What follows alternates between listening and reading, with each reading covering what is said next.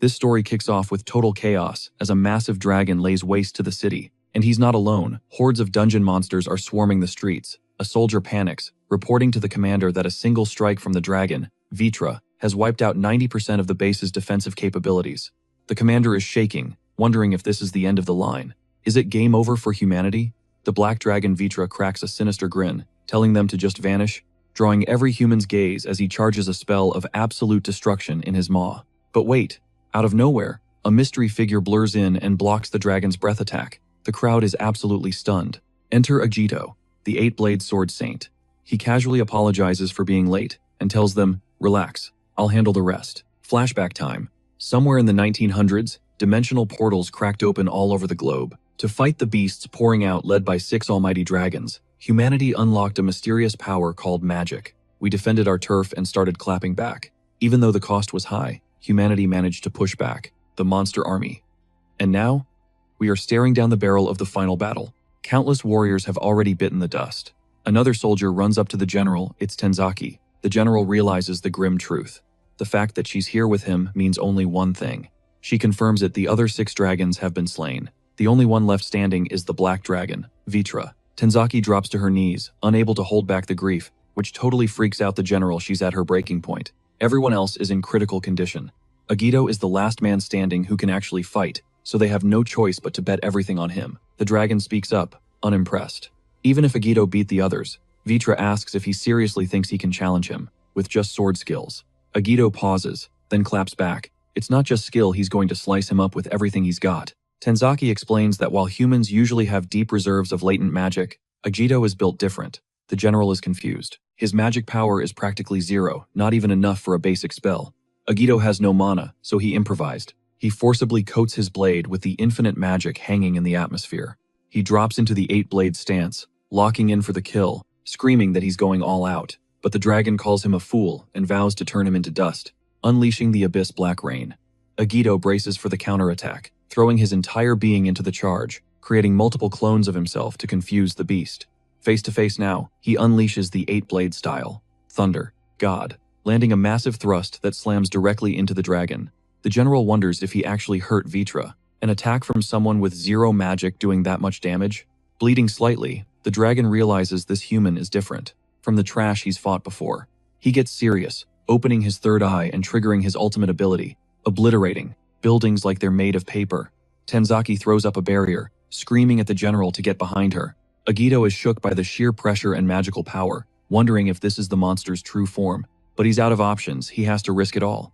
He preps his own ultimate move, the 8-blade secret technique, the 8 reincarnations of Akatsuki. It all comes down to this one move. As both titans unleash their power simultaneously, Agito tries to pierce Vitra with a flurry of strikes. Watching from afar, Tenzaki can only gasp that he's fighting on equal footing with Vitra, maybe even winning. The 8 reincarnations technique absorbs and fuses elemental magic from the air, generating explosive power. However, there's a catch. The more power it sucks in, the more it drains his life force. It's a double-edged sword. Plus, with his friends behind him, he's fighting with a handicap he might not be able to secure the win.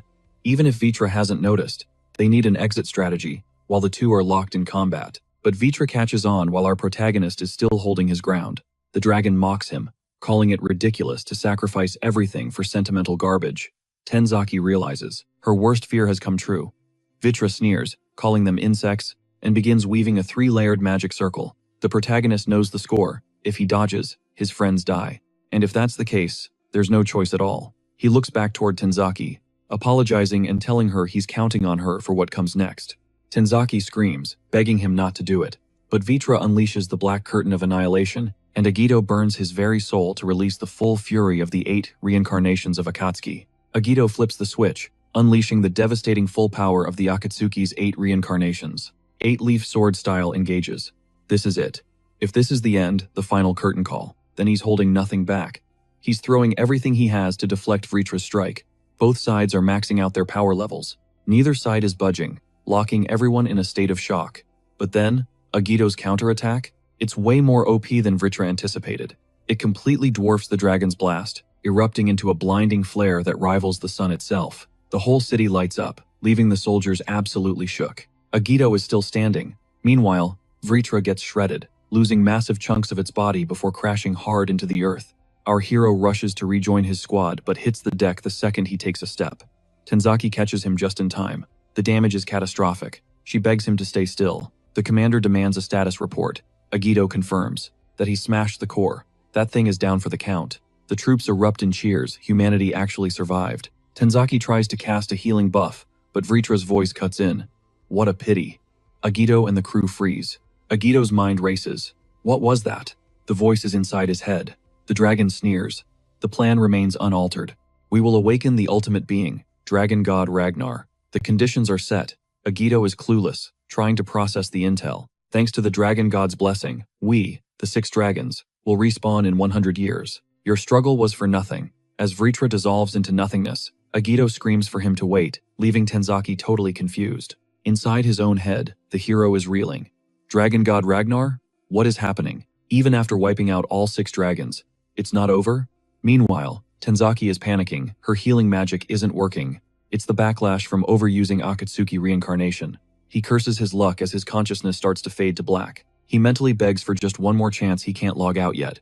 Tenzaki screams, calling for every medic on the field. But our MC can only mutter one last thought.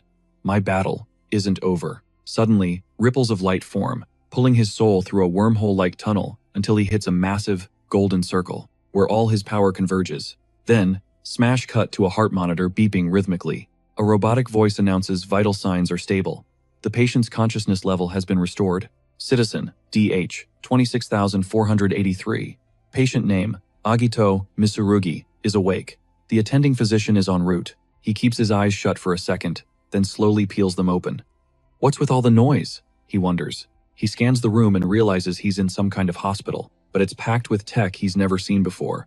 Is this a military black site? His eyes lock onto a TV screen. The news anchor announces, the world was saved by Sword Saint Agito of the 8 Leaves and the 4 Heroes. This year marks the 100th anniversary of that piece. The MC is absolutely floored.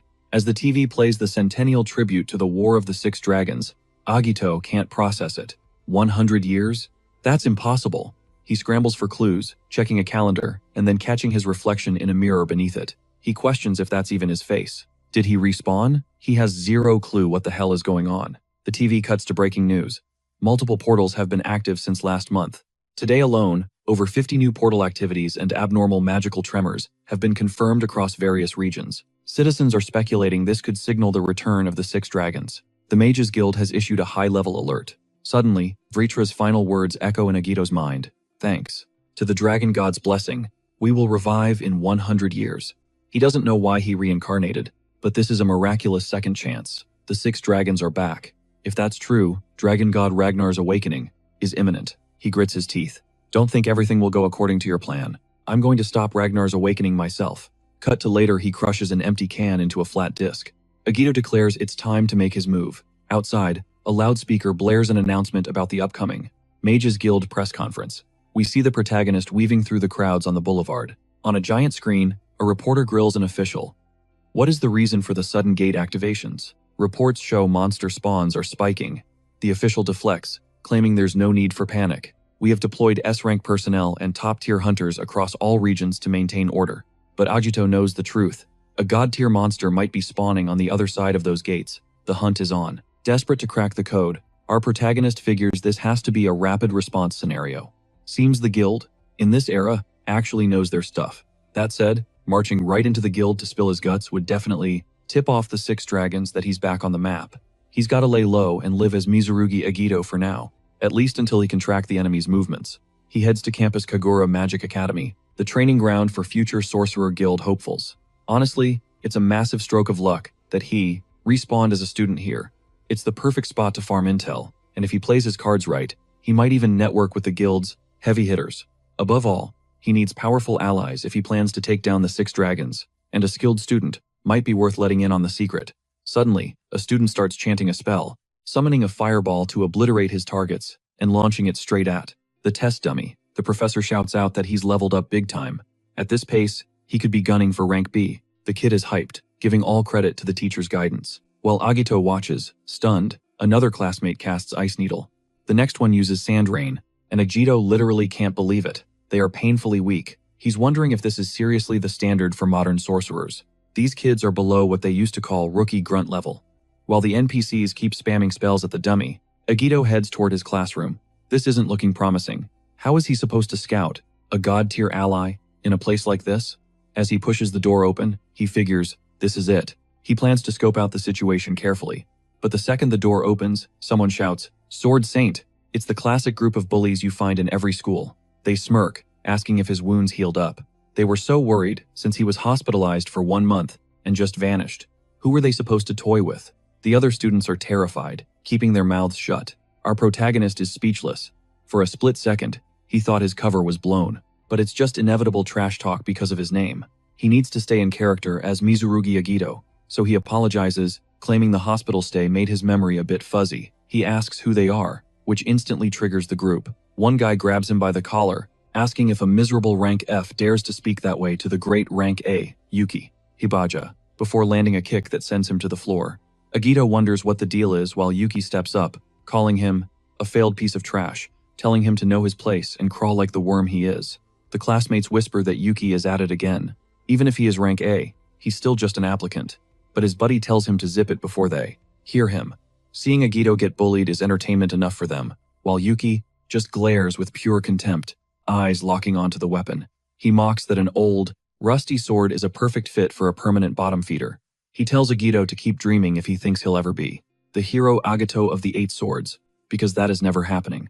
The only thing they share is a cool name. The bullies start cracking up. Agito just sighs, finally grasping the situation. The original host was in the hospital because he was getting jumped by these guys, and these kids have no clue what's about to hit them. Agito smacks the hand away, apologizing because he's a little tied up right now. He asks, "How about you go sharpen your skills instead of wasting time on nonsense?" The entire class starts shaking. He just triggered Yuki Hibaha. Yuki glares, asking if he wants to be finished off right here. The 2 lackeys know Hibaha is seeing red, meaning Agito is heading back to the ER. Yuki, charging up, one of his spells, screams that if he has a death wish, he'll send him straight to the afterlife. Students scramble for the exits while Agito stands there, stone-faced. Yuki tells him to die like he wants, hurling his explosive flame orb directly at Agito. But Agito grabs his hilt, unsheathes, and unleashes the 8 swords style, whirlwind cut. He parries Yuki Hibaja's attack, blasting the force right back at him. The classmates can't believe their eyes. The explosive flame orb was nullified. Agito, a rank F, just cancelled magic from Hibaja, who's borderline rank A. Inside his head, Yuki is freaking out. This can't be real. He questions if this is the real Agito, while the protagonist coolly sheathes his blade. Standing in front of him, concerned, Yuki thinks it must have been a glitch. He charges his fire spell again, yelling not to underestimate him. But right at that moment, a voice commands him to stop. It's one of the descendants of the 4 heroes, Amasaki Erika, rank A. Amasaki Erika. Hibaja is stunned, and Agito remains expressionless, while the rest of the class watches on. Whispers ripple through the crowd. It's Amasaki. Did she finally return from her overseas expedition? She casually sheathes her blade, dropping a cold warning. No attack magic indoors. And definitely no bullying teammates, just for a laugh. She sliced Hibaja's spell clean in half, nullifying it instantly. Erika warns them, cut the drama, or she'll deal with them personally. The bully can only grit his teeth, signaling his lackey to bail. Erika lets out a heavy sigh, clearly over it. Her squad rushes in to welcome her back, hyping up the fact that she just returned from abroad and shut down a fight in seconds. Exactly what you'd expect from an A-ranker. Her name echoes in Agito's mind. She might be Yukai's descendant. If that's true, maybe she can fill him in on what's happening outside the academy.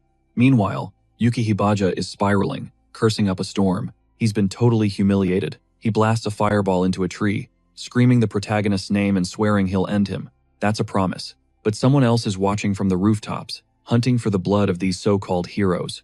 And this guy is terrifying. He locks eyes on Agito. It's Sub-Commander Ravankin, from the 6 Dragons Odium. He mocks Agito's name, calling it repulsive, but admits the kid looks like unexpected prey. He chuckles, invoking the name of Lord Ruble. With Ruble's resurrection imminent, Odium is ready to clean house. Yuki Hibaja is still raging. Agito and Amasaki completely clowned him, so he plans to jump the protagonist after class. His crew asks if he's serious. They beg him to let it go. Amasaki is a descendant of the Big Four, but Hibaja snaps back. What does lineage have to do with it? Anyone who looks down on him gets crushed. Period. Suddenly, a slow clap breaks the tension, grabbing everyone's attention. It's Odio. He steps out, telling Hibaja that his twisted, angry spirit is absolutely magnificent. Hibaja demands to know who he is, but instantly buckles under a crushing pressure. The stranger apologizes for the dramatic entrance. He introduces himself as Odio, loyal servant to the mighty fire dragon, Lord Rubel, and he calls Hibaja a little seed that can help him. He offers to implant a shard of his power. A dark tattoo sears onto Hibaja's neck, forcing him to his knees. His friends panic, asking if he's all right. When he turns around, his eyes are glowing a demonic red. His buddies freeze, asking what happened and telling him to wait. But he's gone. Lost in a euphoric rage, he lunges at them. A gut-wrenching scream echoes through the air. Moments later, bodies lie lifeless on the ground. Hibaja walks away, his hands engulfed in flames. Odio laughs, delighted that his plan is falling into place. His pawns are ready. It's time to start the game. Cut to the C-rank gate at Skull Mountain's third peak. The teacher announces a field test inside the dungeon. They can go solo or squad up, but the passing grade is taking down at least 5 dungeon monsters. Just to be safe, they've brought in an A-rank instructor to supervise, so nobody needs to panic. The protagonist, however, is still processing what he just witnessed. A field test against live monsters? He questions in his mind, if these kids are actually with such mediocre skills. Amasaki catches his eye, so he walks over to thank her for the assist earlier. She brushes it off coolly. She says she only spooked him a little. But if Agito ever has trouble, just let her know. Next time, she'll punch Hibaja straight in the face. Agito chuckles, thinking her fiery spirit feels incredibly familiar. It reminds him of the old days when she used to try and fight him. But she interrupts his thoughts that bully only targets the weak. She doubts he has the guts to mess with a descendant of the big 4 heroes who fought alongside the Sword Saint. This catches Agito off guard. If that's the narrative, then they must have lived happy lives after the war. Amasaki asks what's wrong. He shakes his head, saying it's nothing, and promises to chat later. He leaves her confused. But her mind is racing. What Mitsurugi showed this morning wasn't magic. It wasn't a failed spell from Hibaja, either. It was undeniable swordsmanship. The shockwave that dispersed the explosive mana orb was created by an insane draw speed. Not even an S-grade magic swordsman could pull that off. Only one person in history is capable of that feat, the Sword Saint, Agito of the 8 Swords. She starts wondering who Mitsurugi really is. Meanwhile, Agito strolls deeper into the Skull Mountain dungeon, where the students are gathering to take on an ogre. They unleash a barrage of spells, trying to clear the mission. But let's be real, their magic is weak. The ogre isn't impressed. With one swing of its massive club, it swats a student into the dirt like a fly. The monster goes for the kill shot, but swoosh, he gets sliced clean in half before he even lands it. Enter Agito, sliding in clutch to save the kid. He checks him and drops a pro tip. Keep your spacing when you're dancing with orcs. One student is totally shook, like, he can't process that Agito dropped the beast in a blink. It's unreal, but our MC walks off, confirming his suspicions. These students are total noobs. He needs to speedrun this field test. Maybe he can network with a heavy hitter in the guild later. Moving on, he hits a solo path and pauses. What the heck? It's a massacre. Monster bodies are littered everywhere. He takes a closer look and realizes it's Ibaha. But the vibe is off. The delinquent snaps around, eyes glowing with berserker rage as he spots Agito. He lunges, spamming fire attacks like a maniac. Agito weaves through the flames, dodging effortlessly. The MC clocks it instantly. His mana is supercharged, but his movements are glitchy. There's only one play here. He parries the strike with his blade and notices Ibaha's hand is a bloody mess. The impact hits, and snap, his fingers shatter. Do you feel nothing? Agito wonders. Then Ibaha starts whimpering, begging for help. That hits Agito hard, triggering a flashback of an old comrade. He grits his teeth. I got you. He charges a sphere of pure light at his fingertips and drives that energy straight into Ibaha's forehead. He shatters the control seal on his neck. Ibaha collapses on Agito's arm, sobbing as he blacks out. Agito barks out, I know you're watching. Show yourself. Chilling laughter echoes back. Finally, a toy that won't break. Maybe I'll drag you to Amasaki Jerika first. He steps out. Odium, loyal servant to Lord Rubel, flashing a menacing spell circle. One of the 6 dragons is rising soon. He taunts, keeping the MC pinned down with arcane pressure. And today, I'm your Grim Reaper. He unleashes a barrage of fireballs, but the protagonist starts slicing through them like butter. Odium is stunned. He cut through my magic? Agito stares him down. If the 6 dragons are coming back, then I'm here to sever every single plan you have. Yo fam, it's me again. Before we get back to the action, I gotta introduce the channel sponsor, which is ME, cause no brands wanna pay me yet, or at least, not right now. Check out the channel membership here for premium sneak peeks, custom emojis, the WhatsApp channel, and the Elite Squad perks. On the flip side, here's my dead Discord server. The mission? Revive it and build. The GOAT Hispanic manga community. I'm recruiting the most active users as mods, so step up. Plus, I've got giveaways and try not to laugh challenges dropping soon. Over time, all my socials will be linked in the description if you want to join the crew. Alright, plug over, let's roll the tape. Odium sneers, cocky brat, charging up a fresh spell. If that's how you want it, let's play a little game. Our boy dashes in, using max agility to dodge while closing the gap for some CQC combat with Odium, who blocks with his razor-sharp claws. Agito mocks him, "You seem to be enjoying yourself," and asks, "Why do you hurt humans?" The monster just cackles, because it's hilarious, letting out a twisted, sadistic laugh. Seeing this, the MC backflips to gain distance, while Odium keeps spamming magic circles to zone him out. Laughing, he says, "The war 100 years ago was peak entertainment. When hunting, the best part is leaving a path for the prey to run, and then, right when they taste safety, boom, you show up." The despair in that moment? A kid screaming as his mom. Is mind controlled to kill him? Chef's kiss. I love it. If the dragon god wakes up, I get to binge watch that chaos again. So I won't let you ruin the show. He casts a massive circle, laughing like a maniac, but the laughter cuts short. Slash. The MC is already behind him, and Odium's arm is lying on the floor. Agito looks cold as ice.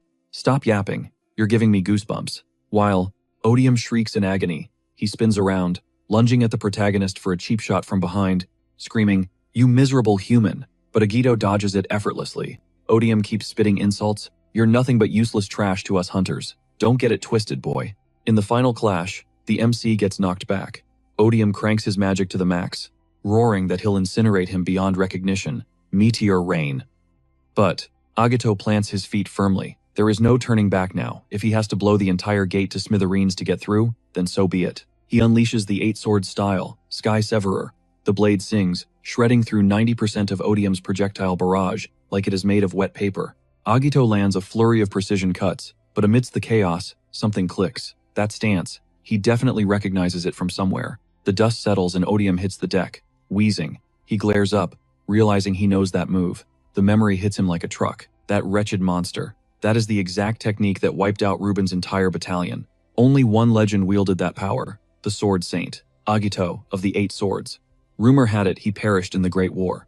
Could this actually be a reincarnation? No way. Agito smirks, sword raised. Do I really need to answer that? You are about to be sliced and diced anyway. Odium's face twists in pure frustration. But then, a chuckle escapes the demon's lips. It grows into a maniacal cackle. He actually found him. He found the legendary Agito of the Eight Swords. Talk about bad luck, Odium laughs frantically. You went through all the trouble of coming back to life, just to get zeroed out again. Suddenly, a surge of agony rips through the demon. Agito tenses up the air, is getting heavy. Transformation time. Dragon Ragnar is waking up, and the power boost is insane. A massive, suffocating shadow erupts, swallowing Agito whole. Odium unleashes a roar that shatters the cavern ceiling. Debris rains down, putting our protagonist on high alert. This is bad. Boom.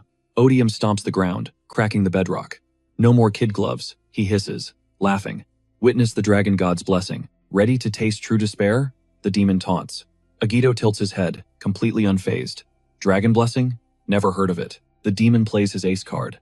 Now that the disguise is off, he is going to bury the hero right here, right now. Miles away, the ground shudders violently. The tunnel behind the rest of the squad collapses in a cloud of dust and rocks. Panic sets in among the group. What is going on? Why is the whole dungeon shaking apart? Masaki freezes. That mana signature. It is unnatural. He does not hesitate, sprinting full speed toward the chaos. Everyone else, get out, now. It is a monster in there. He dives deeper into the darkness until he skids to a halt. He spots Agito facing down the beast and his jaw drops. Wait, that is Mitsurugi? What is he doing down here? Agito's cover is blown, so he decides to speedrun this fight. Odium coils his muscles, prepping for the opening strike. Slash. Odium unleashes a shockwave that carves deep gouges into the stone wall. Agito weaves through it, leaving Masaki stunned. A razor-thin cut opens on Agito's cheek, followed instantly by a phantom chain of strikes across his body. Agito sighs, looking disappointed. Is that it? Agito scoffs. Just a physical stat buff? Odium grins. Psych. His wounds start stitching themselves back together. Masaki gasps. Agito's eyes widen in disbelief. Told you, Odium taunts. Did I not warn you? Against the Divine Dragon's blessing, your pitiful sword tricks are absolutely useless.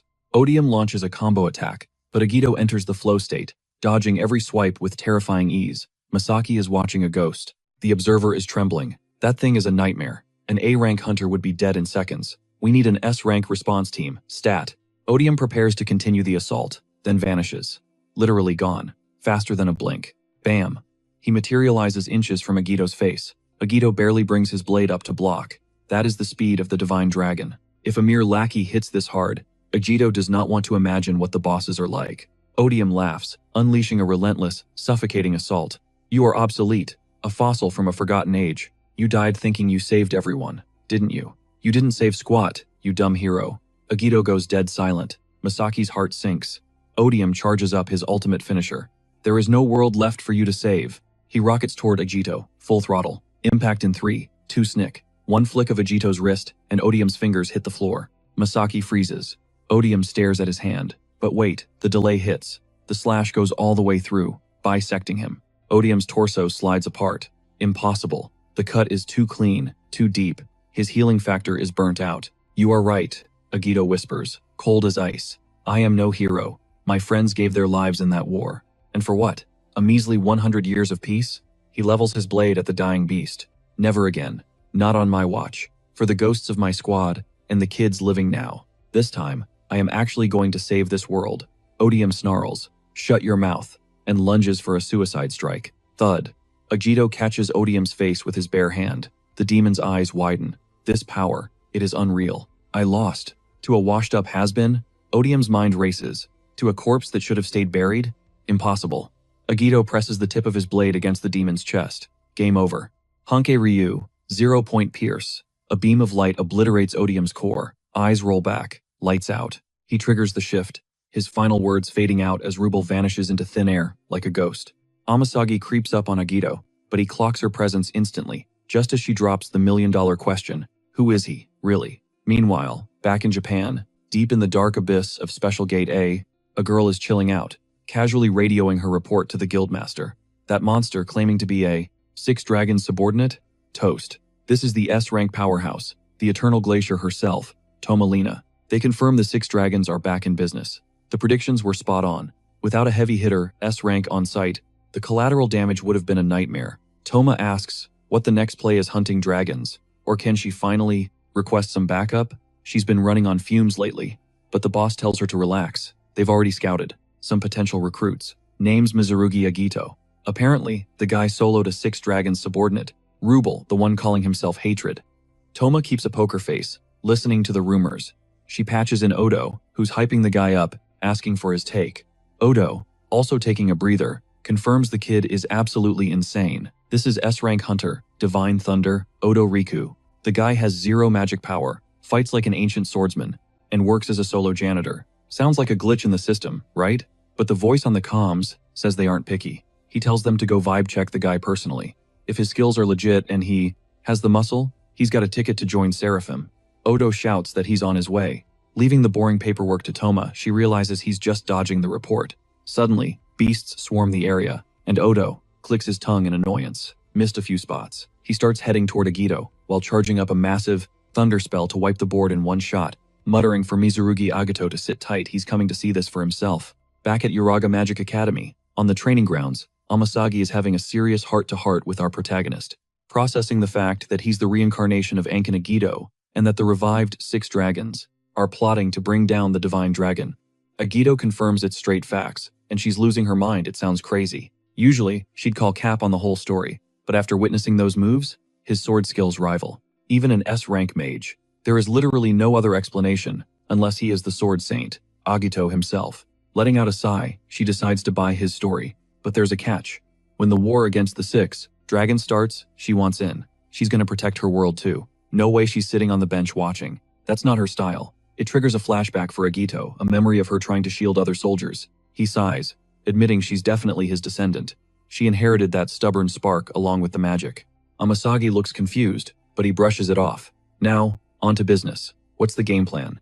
Agito says they need to squad up. 2 people can't carry this whole raid. Ideally, they need teammates on the same level as the 4 great heroes. Amasagi taps her chin, trying to think of anyone who can throw hands like her great-grandma. Then, it hits her. The Seraphim.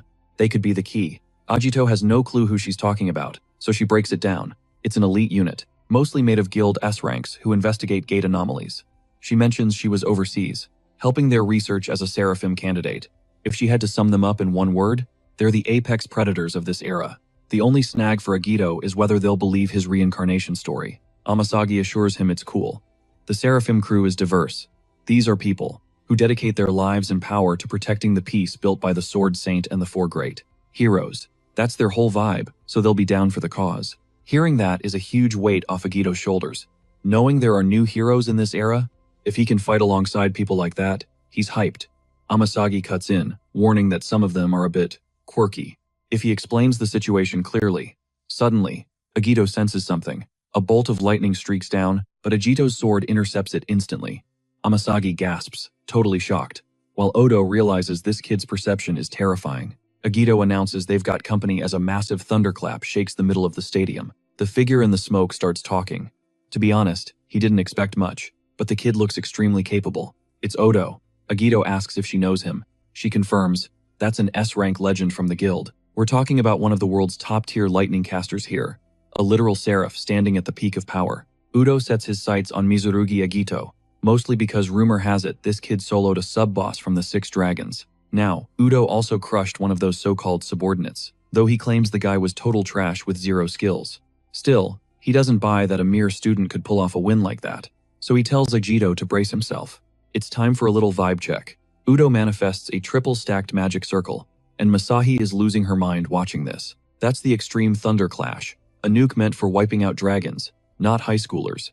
You don't aim that at a human. Udo shrugs it off, telling the kid to use whatever cheap trick he wants. If he survives this strike, Udo might consider him for the Seraphim Squad. Our MC just smirks and says, that sounds like a deal, asking what the penalty is for failure. Udo's like, I'll just write a report saying you're a waste of space with zero potential. Agito draws his blade. I'm ready. No hesitation.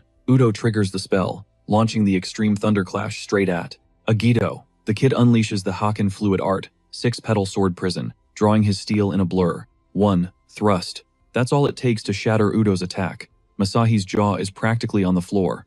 Udo can't help but grin.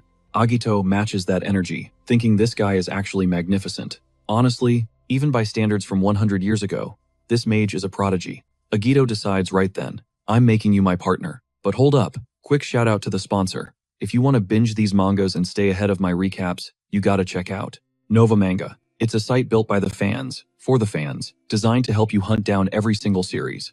That's trending right now, all in one spot.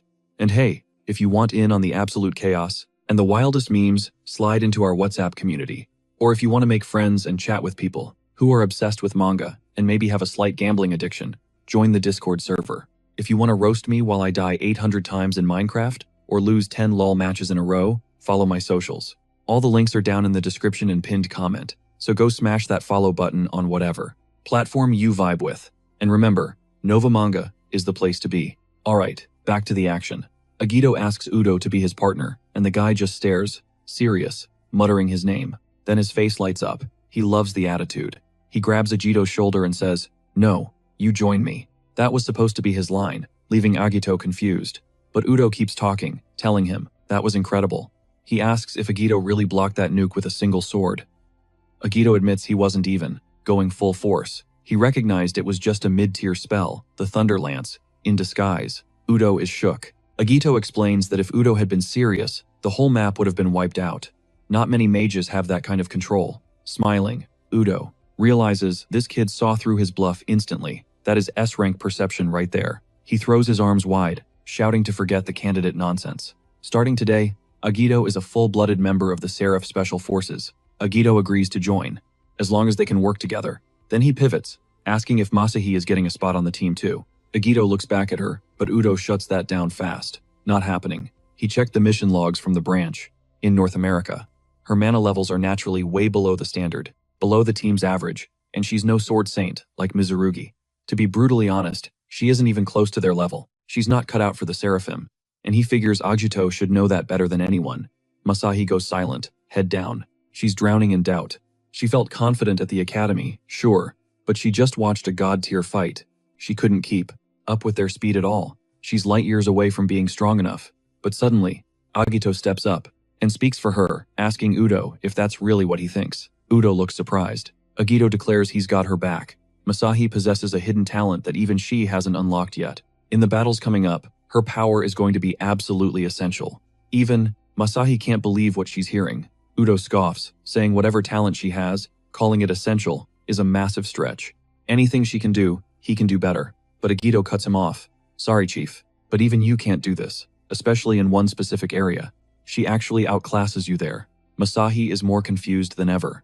Udo goes quiet, thinking it over, then reminds them that thousands of people every year, mages on active duty, lose their lives. It's been 10 years since the war ended, but the danger is real. The Sword Saint and the Big Four might have exiled the 6 dragons, but the nightmare isn't over. The gates remain. The monsters are still hungry. Every single raid is a gamble with death, people dying left and right. That's exactly why the S ranks exist. They stand as the wall, ensuring no more rookies get slaughtered. That's the entire purpose of Seraphim. Knowing this, Udo presses him. Does he seriously vouch for Amasaki? Agito doesn't even blink. Absolutely. Her potential is S-rank tier. She's going to be a lethal asset for Seraphim. Amasaki panics, trying to pump the brakes. Wait, Udo is right. I should still be grinding at the academy, leaving the other cadets in the dust. Suddenly, another voice cuts in from the shadows. A woman steps onto the scene, agreeing with the skepticism. He's right to ask about this unknown talent. If you had that kind of power, we would have seen signs way before Agito showed up. It's Toma. Udo glances over, asking if she knows this guy. Just an old acquaintance, she shoots back, shutting Amasaki up cold. Udo scratches his head, wondering if she's another candidate for Seraphim. Considering her aura screams high level, Toma takes charge. If you're so confident, let the 4 of us handle the next investigation together. If you want to prove Amasaki isn't dead weight, make her show us some actual skill. Udo waves it off. Nah, that's a hassle. Agito agrees instantly. True. Let's not complicate things. Agito drops a bombshell proposal. Let's keep it simple. A duel. You 2 versus us 2. Right here, right now. The tension in the room spikes instantly. Toma narrows her eyes. You really want that smoke? We aren't going to hold back just because you're dragging a burden. We're fully aware, Agito replies, his voice ice cold. Fine, Toma snaps. We'll use the guild HQ training grounds. When S ranks actually get serious, things tend to explode. Udo grins like a predator. Perfect. Duel, brawl, whatever, I don't care. I've been itching to throw hands with this guy since the moment we met. Agito nods. Good. No holding back. Let's go. He urges them to move fast. Amasaki is still freezing up, but Agito turns to her. It's okay. You are way stronger than you realize. Just trust me and fight by my side. His words hit her like a thunderbolt. The Sword Saint Agito of the 8 Swords believes in her. That's all she needed. She'll do it. She'll prove her worth. In actual combat, she unsheathes her blade as Agito stares down the Seraphim duo. It's decided. He and Amasaki are taking the win. The announcement blares through the Mage Guild HQ. Participants confirmed: F-rank Mitsurugi Agito and A-rank Amasaki area versus S-rank Udo Riku and Toma. Rina. Combat begins once the barrier is fully deployed. The VIPs, directors, and teachers are completely lost. Udo and Toma fighting is huge, but this matchup, it looks like a massacre. Amasaki is good, but this isn't fair. And who the hell is Mitsurugi Agito? They grill Kinju for answers, but he just smirks. You'll see once the bell rings. They have no clue. Mitsurugi Agito is the F rank who soloed, a lieutenant of the 6 dragons. Now that everyone knows the dragons are back, humanity is desperate. They need every ounce of power they can get, and Agito is about to put on a clinic. 140 seconds, until barrier lock. At 39%, Agito glances up, impressed. Huh, fully automated? Yeah, Amasaki replies, gripping her hilt. That's the standard now. It takes a second, but anyone can deploy a stable shield since the spell is pre-built. Toma chimes in from across the arena. Correct. Back in the day, Amasaki Yuka had her own legendary defense spell, but unless you're on her level, relying on machine-assisted magic is safer. Agito sighs wistfully. Man, if only we had. A defender like Yuka right now, she'd be priceless. Toma frowns. What's that supposed to mean? Enough chatter, Udo barks. Once the fists fly, everything becomes clear. Agito nods, waiting with terrifying calm. 5 seconds to barrier lock. The counter ticks down. Everyone tenses up, muscles coiled, ready to explode the second it hits 0. Udo already has a spell primed in his palm. The directors lean in, hyped. Udo doesn't waste a millisecond. He unleashes Violet Thunder God Strike straight at Agito and Amasaki. Kinjo gasps. He's going for the kill shot immediately. Agito steps into a stance, hand on his sword. I got this. Swish. He unleashes a flurry of cuts. Endless sky wind. His blade deflects Udo's entire lightning nuke like it was nothing.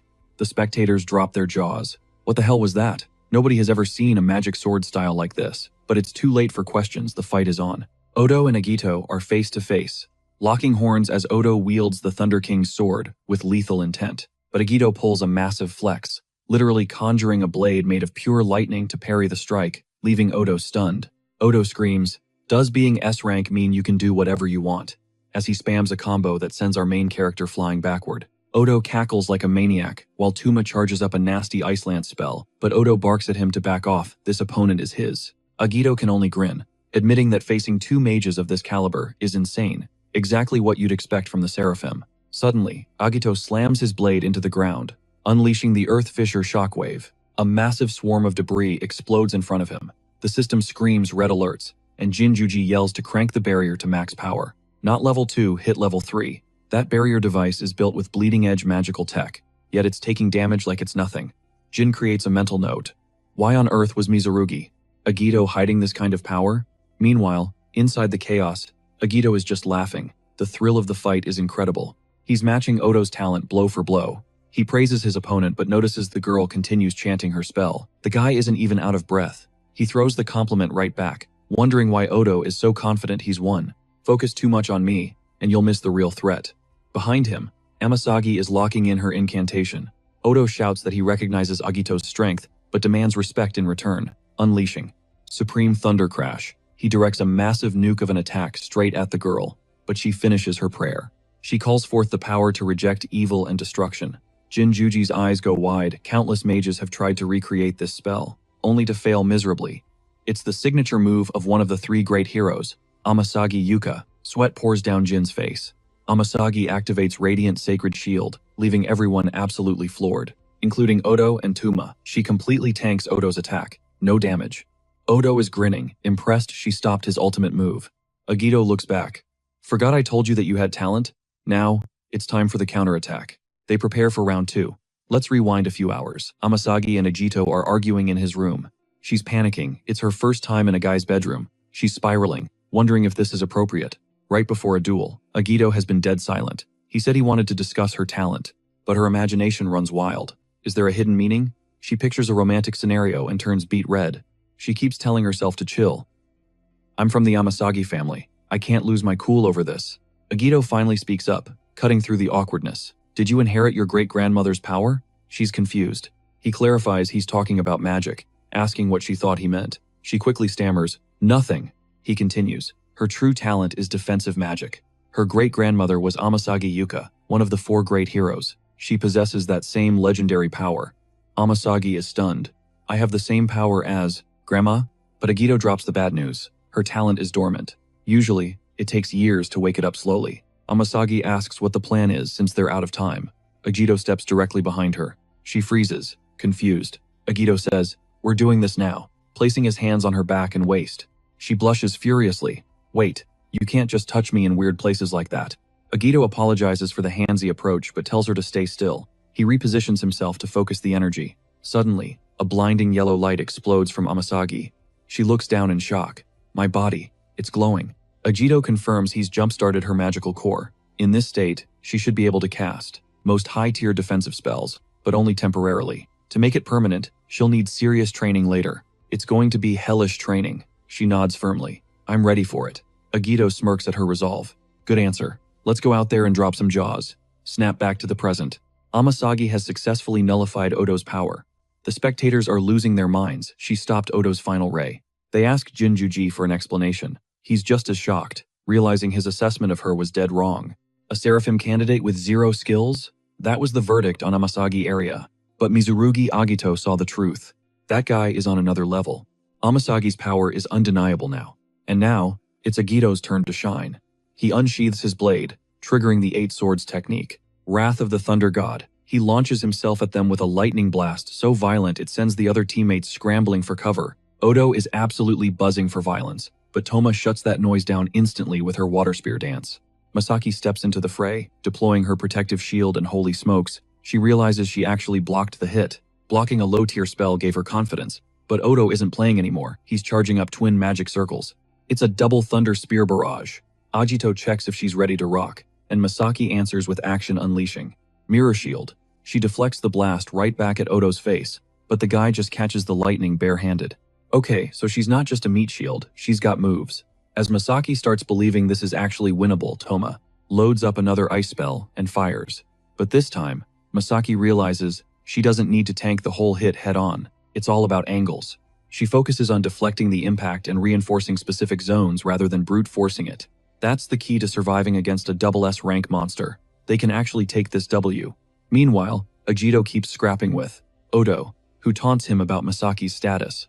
But Odo cracks a grin, looks like the weakling leveled up her game. Time to raise the stakes. Odo activates magnetic manipulation, leaving both Masaki and Agito completely shook. He positions it right in their line of sight. Agito's mind races. Is that just a support spell with 0 direct damage? Focusing on the objective, Odo barks an order at Toma. She snaps back, "Don't tell me what to do," while casting Crystal Cage. The battlefield shrinks instantly. Agito realizes this was the plan from the jump. Divide and conquer. It's a pure 1v1 now. Agito takes the brute, and Masaki is locked in with Toma. No third partying allowed. Agito knows Masaki has improved, but the XP gap here is massive. Raw talent alone isn't enough to take down a triple S rank threat.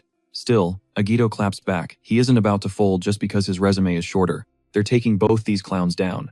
Round 3 starts now. Masaki rushes Toma, but the mage sidesteps like it's nothing. Toma fires back, but Masaki's reaction time is insane. She throws up a protective wall instantly. But that was bait.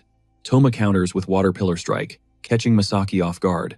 The attack screams toward her. 0 options left. Masaki deploys Radiant Shield and boom. Toma is actually stunned that she blocked it. Now it's Masaki's turn. She triggers Attribute Infusion and Impulse Blade, supercharging her sword. For a devastating slash, Toma analyzes the pattern. Her magic gets blocked, and Masaki's relentless sword spam is pinning her down. She's facing a true magic swordsman. This girl has become a serious problem. As Masaki presses the attack, Toma sneers, too naive, and blinks right behind her to unleash Great Water Storm at point-blank range. Masaki barely gets her Holy Radiant Shield up to tank the hit. Internally, Masaki is screaming. The power difference is wild. Toma just shredded her defenses in a nanosecond. That's S-rank power for you. Toma sighs. Time to tap out, kid.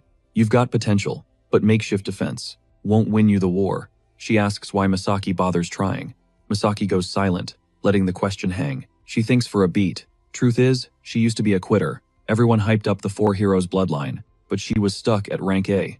No matter how hard she grinded, it felt like her destiny was capped, until she saw him. One person standing alone against the impossible. He stood up to save the world when no one else would. She might be weak now, but she wants that same strength. To protect the squad, she reignites her aura. She is done giving up.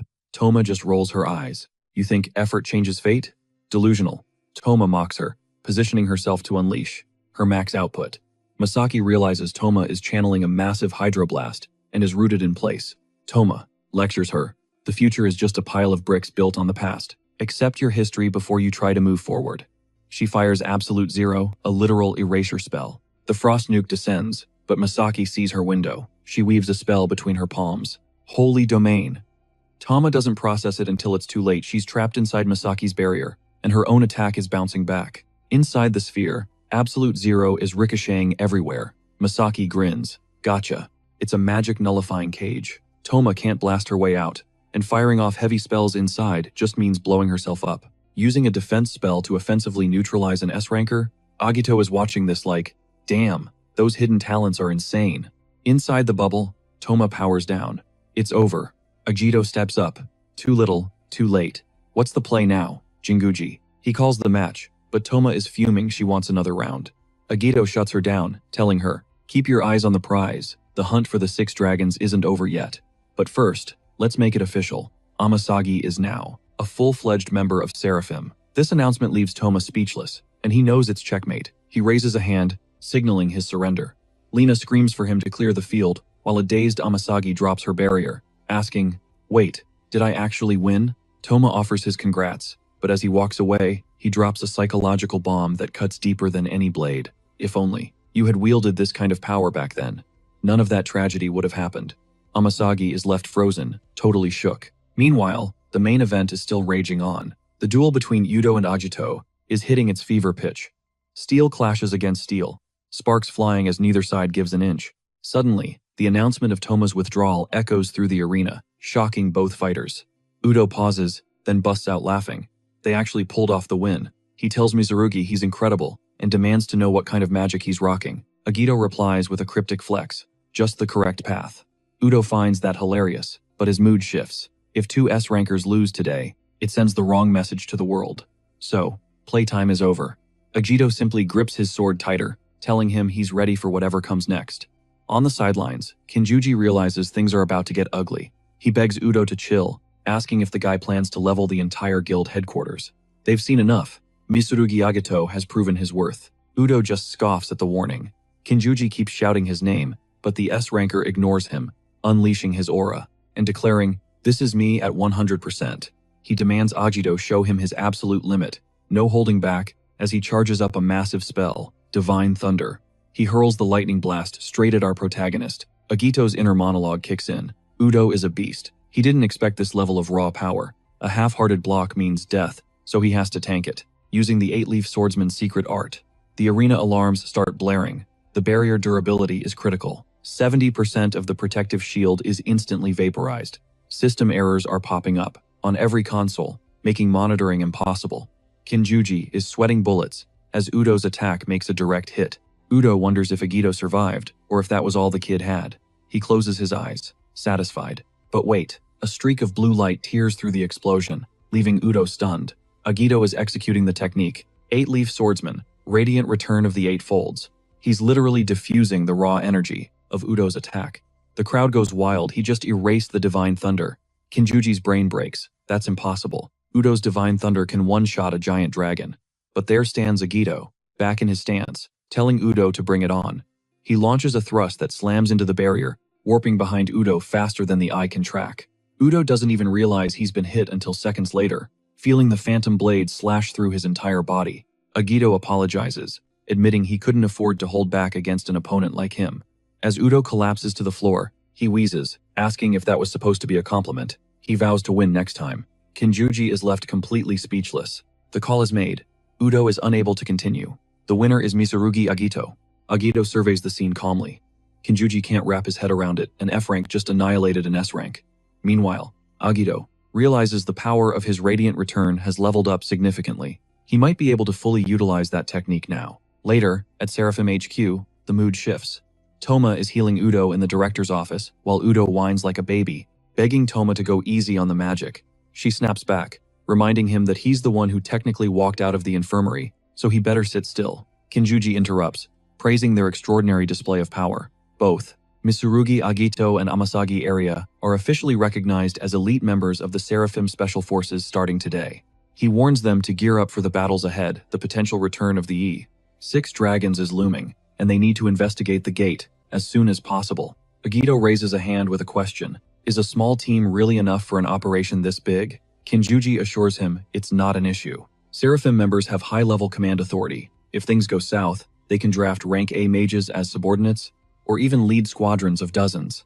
Agito looks a bit awkward, admitting he hasn't exactly commanded troops before. Udo looks at him like he has two heads. Leadership is a fundamental skill for modern mages. Toma chimes in, saying he should have practiced this in tactics class. But Agito has a valid excuse, sort of. Since certain events happened 100 years ago, he always left the heavy lifting to Yuka. It might be time to drop the act and reveal who he really is. Kinjuji ends the meeting, saying they'll go over the gritty details tomorrow. But then, dead silence. Agito throws up a hand. Wait, pause, he insists, shifting the focus. We need to have a serious talk about him. Conversation over. A breathless grunt busts into the room, cutting Agito off to scream at the guildmaster. Emergency report, sir. The master snaps back. What is it? The messenger gulps, dropping the bombshell about the elite Sakagami S-rank mage unit. It's the squad we deployed to the Shinjuku gate. The situation just went critical. An unknown dragon just absolutely decimated the squad, sending the entire guild into full-blown panic mode. We're talking about Sakagami, an S-rank powerhouse leading veteran A-rank mages, and they still got crushed. What kind of monster is this? Agito's mind goes dark. He knows they have finally arrived. He immediately volunteers, but Jinguji hesitates, asking if he can actually handle this heat. Agito shoots back cold. There's no time for a break when his teammates are out there fighting for their lives. The whole crew is locked and loaded. Odo slams his fist into his palm, swearing they aren't about to abandon Sakagami now. Toma backs him up, 100% ready. She's worried about the injured, sure, but she's still standing, so she's going in. Even Amasaji steps up to the plate. Jinguji realizes there's no stopping them, so he sighs and gives the green light. It's all on Agito now. The dragons are getting restless, and Sakagami is totally in the dark. The rescue squad is sprinting, desperate to save her unit before it's too late. They race toward the special A-rank gate, deep in the 7th underground layer of Shinjuku, where the scene is straight up nightmarish. Bodies are scattered everywhere. The dragon looms over them, mocking their weakness, claiming he hasn't even started trying yet. Sakagami's vice commander is cowering behind a rock, trembling. The only word he can choke out is monster. That thing wiped the entire platoon with a single strike. When he asks Sakagami for orders, she's dazed, just murmuring apologies. She feels responsible even with her power. This massacre still happened.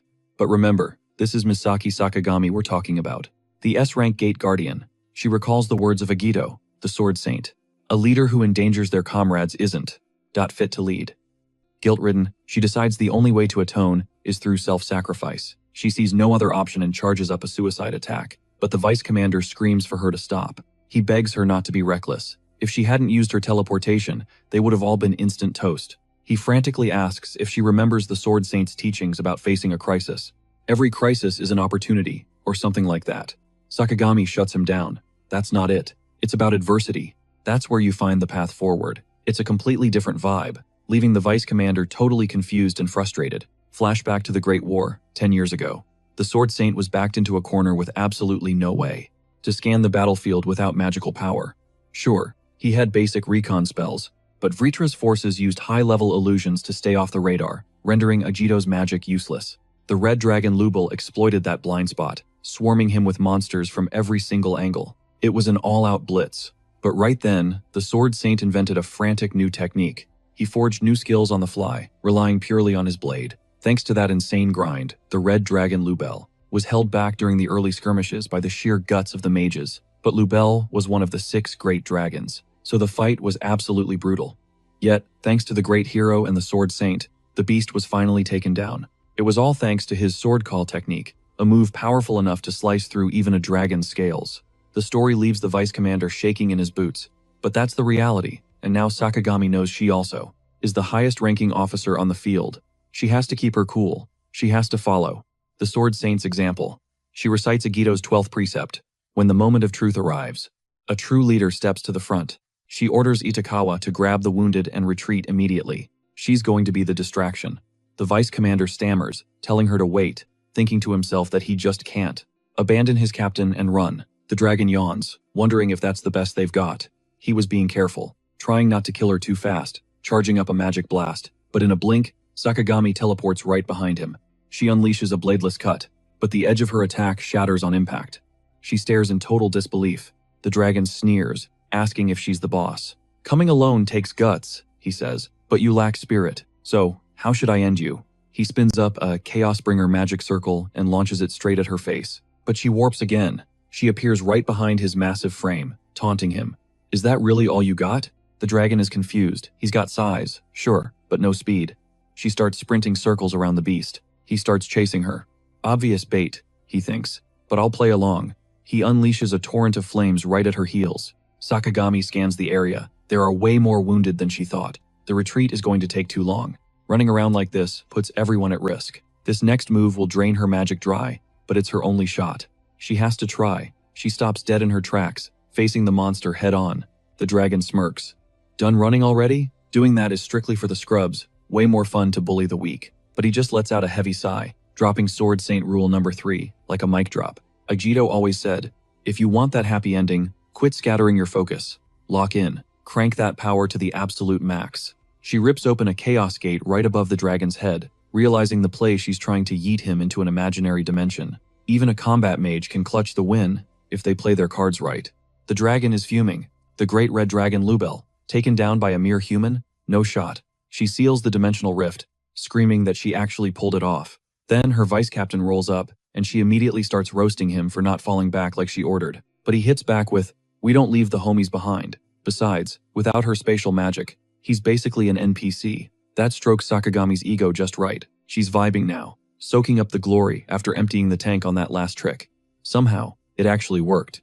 The squad is shook, still processing it. That's an S-rank hunter for you, simply built different. She just flashes a confident smirk. The vice captain asks what the heck that dragon was, but honestly, she's clueless. It was leaking crazy amounts of mana, looking exactly like Crimson Scale, one of the 6 calamities that terrorized humanity during the Great War. Just like the red dragon Lubel, but that makes zero sense. The Sword Saint deleted him over 100 years ago. Her captain asks if these are guild reinforcements, and she's still trying to connect the dots. Suddenly, a shadowy figure creeps up from behind, activating a Chaos-Bringer magic circle. Sakagami barely dodges the insta-kill by a hair, crashing to the pavement near her team. She curses, but the enemy just laughs. He claims that scumbag Vritra made him throw the fight just to farm intel. As she struggles to stand, Sakagami freezes. It's actually him. The guy asks if she knows who he is. Let's speedrun this conversation. He stomps on her, demanding answers. Is the Sword Saint still alive? And where is Agito of the 8 Swords?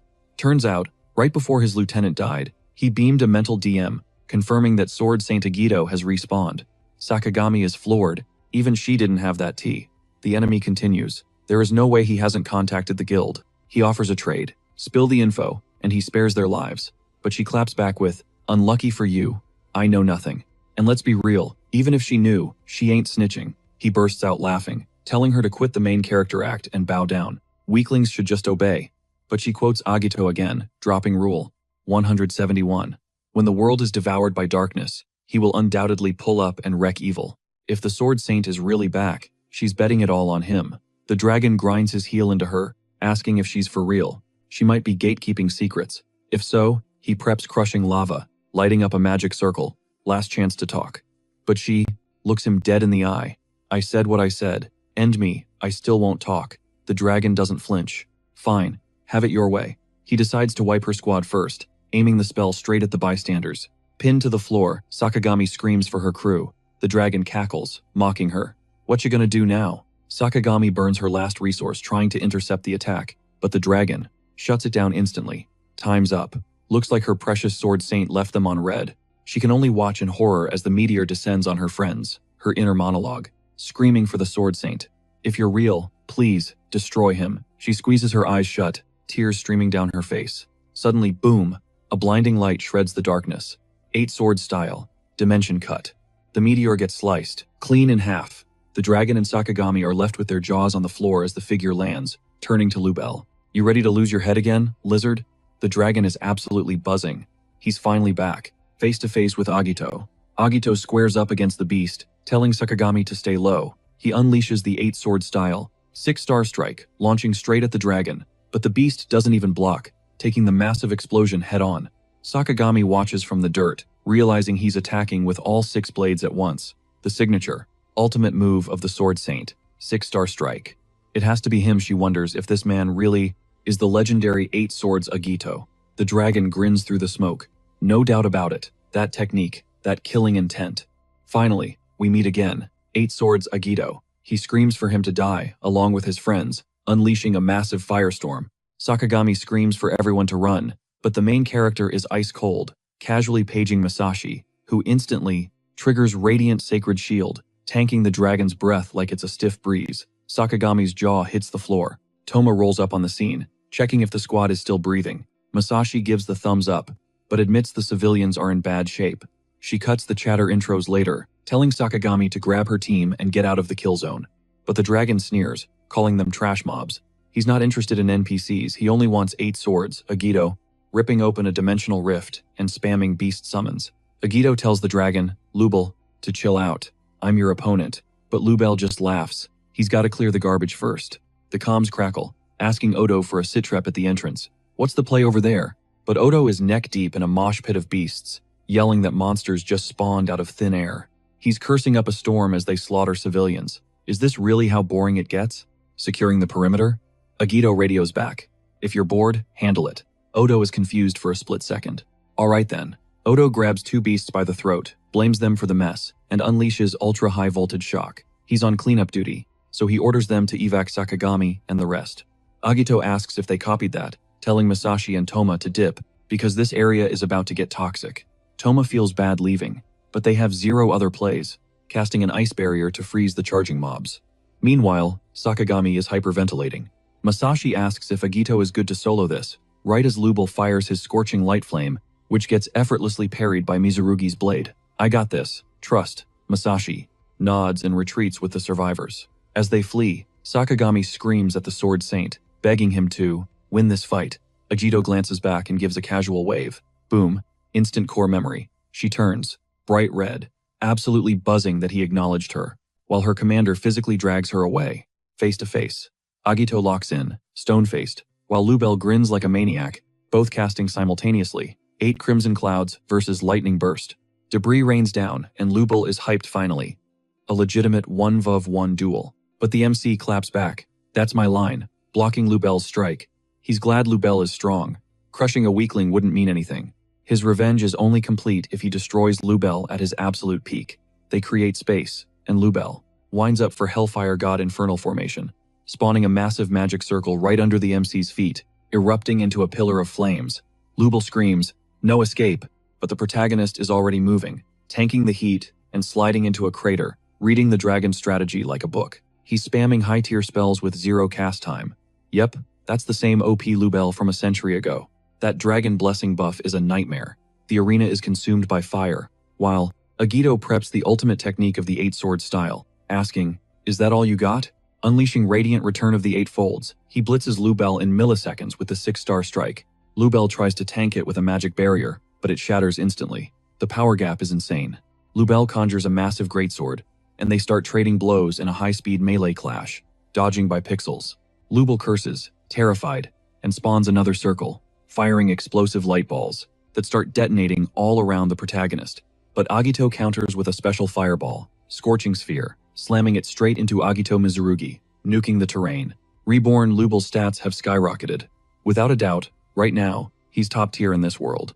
But the Sword Saint, 8 swords, Agito, uses 8-sword style, Crimson Blade, completely outclassing Lubel and burying a blade in his shoulder. Lubel can't believe fire magic actually hurt him. He screams curses, charging up, his magic sword. The protagonist stays on defense, getting angry that this lizard is still underestimating him post-reincarnation. Game over. Agito readies the finishing blow, but gets interrupted. It's Odo, dropping in with ultimate thunder, roaring, "Nobody touches my people." The crowd gasps as Ludel takes the insult, standing tall and cackling like a total psycho. He calls him straight up trash, and it is hopeless. In the blink of an eye, he teleports right next to Odo. 0 reaction time, no defense. But Agito cuts in. He blocks the strike, shouting, "Eyes on me, lizard. I am your opponent right here." Seeing Agito up close just triggers the beast. The dragon goes feral. But our main character? He busts out the 8-leaf swordsmanship. He lands a nasty thrust, but this is not steel, it is frost. Ice starts crawling all over Ludel's body. As the dragon screams curses, Agito executes freezing flash. He dashes behind the enemy, sheathing his blade like a total boss. "Is Sakagami's squad good?" he asks calmly. Odo confirms the evacuation is complete. It is just the 2 of them now. Odo gives props for the save, but drops the big question. Is that guy seriously one of the 6 dragons? Agito does not sugarcoat it. He looks human, sure, but make no mistake, that is Ludel, the Red Dragon, the same monster crushed in the Great War 100 years ago. Odo is shook. Didn't the Sword Saint end him? He stammers. Agito confirms the kill. Reincarnation, likely took a human vessel. Odo is processing this, but catches a slip-up. Agito did not use the formal title 8 Swords. In fact, Agito sounds way too familiar with the ancient war. Agito tries to play innocent. It is a long story, man. He waves it off, trying to pivot the conversation. How is that injury holding up? But Odo is not buying the deflection. Agito keeps dodging the subject. Fed up, Odo grabs him by the collar. "Quit stalling. Stop playing games with me. You are hiding something huge, aren't you?" As Odo shakes him, Agito internally debates dropping his secret identity. But the family drama gets cut short. Crack. The ice prison is shattering. Ludel realizes the ice has hit its limit. He glances at Odo. Is this guy even a threat? He looks for Agito's reaction, but Agito shouts a warning. "Stay sharp." He is holding back. Bursting free from the ice, the dragon smirks. "I learned a lesson 100 years ago. Humans are trash. Except for your magic control. You guys actually do that better than dragons." Suddenly, a massive, dark aura floods the arena. Agito's eyes go wide. It is a transformation. Ludel is fusing raw dragon power with precise human magic control. Demon form achieved. Agito realizes this energy dwarfs even Vritra from the old days. Ludel grins. "I saved this for a special occasion." He launches a massive fireball. Boom, huge explosion. Crushing you instantly would be boring. Agito braces himself, but Ludel is already there. Agito barely dodges, realizing the speed gap is insane. Agito draws his blade just in time to block a heavy hit. Ludel mocks him, "Is that all you got?" Agito parries, forcing Ludel to step back. "Interesting style you have there." Agito unleashes Radiant Return of the Eight Folds. The dragon just laughs. "Still think you can win?" Suddenly, Odo roars. "Don't ignore me, you oversized lizard." He unleashes the Supreme Thunder Strike. Ludel rushes Odo, intending to crush him.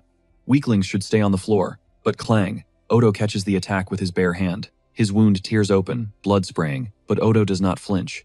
"I am a seraph." We flash back to his origin. He swore to build an ultimate unit made entirely of F ranks, the Seraphs. Even 100 years post-war, the gates and monsters did not leave. Even after the Sword Saint and the Big Four pushed back the dragons, Odo cranks up the voltage. He has seen too many people lose their ability to interact with the world. He is sick of the helplessness. He vowed to create a squad that everyone could rely on, the strongest ever, snap back to reality. "A couple of scratches won't stop me." He blasts Ludel with super high voltage discharge. "Did that do it?" Agito watches nervously. But Ludel walks through the smoke, grabs Odo by the face. He tears into Odo again and flings him like a rag doll against the wall. Crash. Agito rushes over. "You alive?" Odo coughs, struggling to rise. I can still fight. The peace the heroes won. I will protect it." Then, lights out. He collapses. Ludel laughs. Natural selection at its finest. "Almost feel sorry for you. Searching for allies." Ludel sneers. "And this trash is the best you could find?" Agito snaps back with the 8-blade style, Night Fang of Light, driving a massive thrust straight toward Lubel. The dragon throws up a guard, but reality itself fractures. A literal crack in the fabric of space rips open from the impact. The scenery warps around them, and Lubel grins, asking if Agito just tore through the dimension because he finds that absolutely fascinating. Playtime's over. The dragon launches a vicious counter, blasting Agito backward with overwhelming force. He follows up immediately with the Burning Flame Divider, raining down hundreds of scorching strikes on Agito's position. But Agito pulls a vanishing act in the blink of an eye, triggering the next phase of the 8-blade style, Phantom Sword Dance. He unleashes a barrage of thousands of spectral blades before launching himself as the final projectile. He goes in for the kill shot but freezes shocked. Lubel isn't just taking it, he's clapping back. He recognizes the move, the 8-fold Radiant Return. Sure, it's got speed and power. Maybe that works on scrubs, but against him, useless. He catches Agito's blade with just his bare fingers. He flicks Agito away like a fly and charges his next combo, the Deadly Flame Dance. Agito scrambles to block, but his confidence is crumbling as the momentum drags him into a devastating finisher. Slammed into the dirt, Agito realizes the hard way. The 8-fold Radiant Return just isn't cutting it. Lubel calls it game over. He winds up for the fatality, declaring his current form is leagues above Agito. He unleashes the Infernal Roar Fire Dragon, nuking Ground Zero, while mocking Agito's futile resistance. Finally, he dusted that 8-blade loser. Now nothing stands in his way of becoming infinitely stronger. He claims his throne as king of the planet, but the celebration is cut short. A massive pillar of light erupts skyward. Lubel can't believe his eyes. Impossible. The dust settles, revealing Agito standing tall on his own 2 feet. Agito had been prepping for this exact moment, refining his technique beyond the limit. This specific vessel makes it possible. Witness the ultimate evolution of the 8-blade style, the true Radiant Return of the 8 folds. Cut to the mountainside. 2 backpackers are hiking, and one is begging to head home already, but her friend isn't having it. She's hunting the legendary Golden Tsuchinoko, and won't bail until she gets that exclusive. Suddenly, a massive shockwave hits them. She wonders if that's the cryptid making a dramatic entrance. She rushes toward the blast zone despite her friend's warnings. As they get closer, the scene becomes clear. 2 figures floating in midair. Meet Shiori, 25 years old, newspaper reporter, and she's witnessing history. She's at max zoom range, barely keeping focus, but she catches every frame of the action. Insane magic levels, space itself warping from a single blade. That silver-haired guy is trying to obliterate that magnificent figure. Agito declares his new move, the secret sword art, true dawn of the 8 revolutions. Lubel squares up, laughing. He asks if Agito seriously thinks he can win with a remixed version of that dusty old technique. He launches the Deadly Flame Dance, but Agito sidesteps it like it's nothing. Again and again, miss after miss. The dragon is baffled. Why can't he land a hit? That's when it happens. Boom. A kick from the protagonist sends him flying. The dragon is reeling. He's shook. No human should physically match his demon form. How is this guy overpowering him? Agito doesn't let up, shifting into the sword style. Whirlwind Duel. Judgment Stance. He fires hundreds of razor-sharp edges at Lubel. The dragon curses, flying higher to evade the onslaught. Lubel rains down fire again, but Agito doesn't even flinch. Suddenly, Agito is right behind him. He unleashes the purple lightning thunder god, landing a surgically precise slash. He follows through with the thunder god flash, blasting Lubel squarely in the back. Lubel crashes to the earth, Agito in hot pursuit. This vessel, it has absolutely zero magical power. That's the secret Agito realized after fighting Odo. The less magic the user has, the more devastating the true dawn of the 8 revolutions becomes. And this body? It's a magic void vacuum, meaning its physical potential is off the charts compared to anything before. The answer was right there all along. A blade that transcends the true dawn technique. A strike capable of slaying a demon, unlocking the genuine power of the 8 cycles. It connects with catastrophic force. Lubel is cursing wildly, trying to break his fall, refusing to accept this reality. There is absolutely zero chance he takes an L while rocking that demon form. He is dumping every ounce of energy into this next strike. Scorching Fire Dragon Roar. He launches it straight at our main character. But Agito? He is not making that mistake twice. This time he is saving the world, and he is doing it with pure blade mastery. Technique. End of the road. The clash hits like a truck. It is a raw stat check. Who wants it more? Rubel instantly feels the pressure.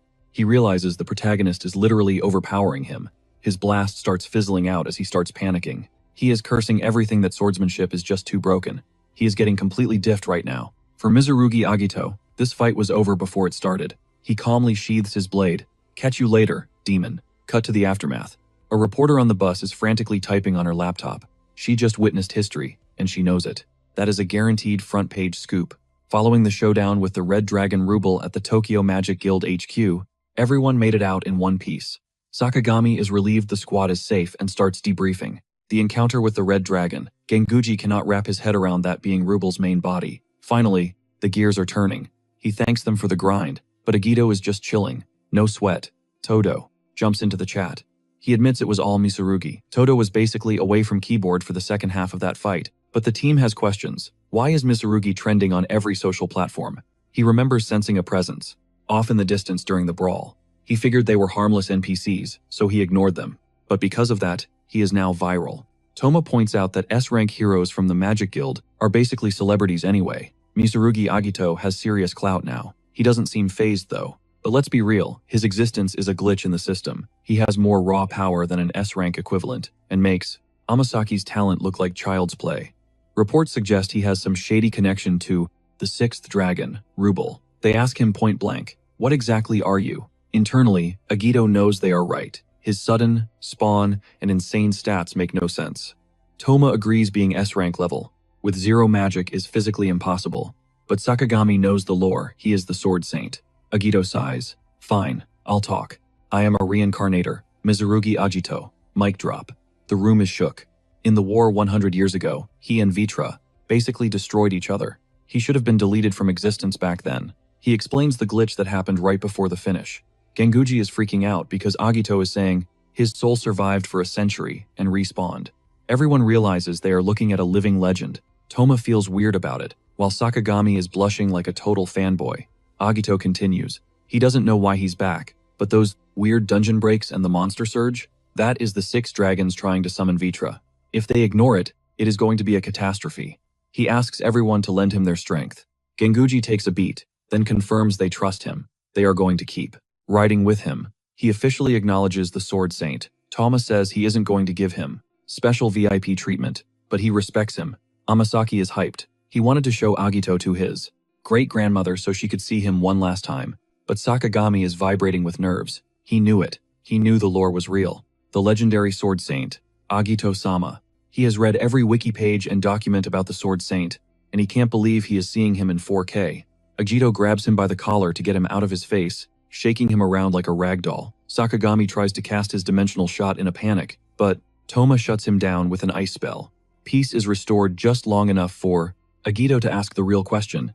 You guys got a decent sword? He doesn't think his current gear can handle the next boss fight. Amasaki realizes he is holding the newest GMA model. They use the hardest steel available. The MC wonders if that is really the meta weapon of this era. Amasaki confirms it. Well, that's it then. If only Sueikane were here, he could craft something actually useful. Everyone is confused. Who is that? Sakagami leans in, asking who Sueikane is. Agito explains he used to be a warrior who crafted god-tier blades, but he was kind of a jerk. Sakagami's face lights up because, obviously, he is talking about the legendary blacksmith, whose only life goal was forging a blade that could cut through anything. Rumor has it he had a stubborn personality and was extremely antisocial. He rarely crafted gear for other players. So, get this, Sukane actually left behind a successor. Talk about a massive plot twist. Meet Makoto. She's Master Daisuke's great-granddaughter and hit the master rank at just 18. Total prodigy. She's a forging genius. If Agito can sweet-talk her into making him a blade, it'd be a total game-changer. Agito needs a location check. The intel? She's in Rengoku. Yeah, that nightmare dungeon, packed with high-tier magic ore. But rumor has it, she's actually living inside the gate, just to chase Suikane's dream of forging the ultimate sword. Agito realizes the apple didn't fall far from the tree. They're all gear-obsessed maniacs. He gets it. He's heading to Rengoku immediately. Then, Masashi asks if he's rolling solo. Agito says, no, the 6 dragons could strike anywhere. Toma insists they need to save their heavy hitters. Everyone else stays behind to guard the base. Flashback time. Right before Vitria attacked the North American Magic Guild, a guy addresses the squad. That wraps training for today. I'm heading back to Japan. The team bows out. As he strides down the hallway, he replays a classified memo from the Seraphim execs. The Sword Saint, Yasuragi Agito, he's back, and he's joined the Seraphim ranks. Suddenly, a notification pings on his telesphere. That legendary comms tech, Agito, and the 4 great heroes, used back during the 6 Dragons War, 100 years ago. Now, only their descendants hold them. His eyes go wide. No way. To my old friends and your bloodlines. The world is on the brink again. If this message reaches you, please, lend me your strength. Yasuragi Agito. He stares at the orb, then crushes it in his fist. Because the only one saving this world is him, Shin Kageura, descendant of one of the 4 great heroes, Yukito Kageura, and captain of the Seraphim squad.